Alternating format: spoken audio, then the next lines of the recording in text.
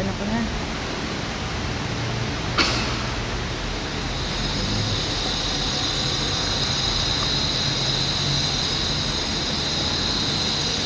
Mga anghel, mga banal, kanang nasa kalangitan, halikayo at samahan. Ang hilo ng pumanaw sa piling ko.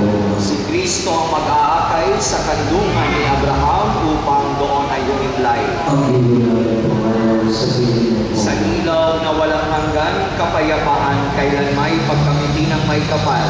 Ang hilo ng pumanaw sa piling ko. Ama naming mapagmahal, inihabili namin sa iyo si Nanay Francisca na pumanaw sa buhay na ito. Huwag mo siyang pababayaan at pamalagiin mo siyang buhay sa iyong piling. Alang-alang sa iyong awa at pag-ibig, patawarin mo na sana ang kanyang mga pagkukulang at nagawang pagkakasala dala ng kanyang kahinaan.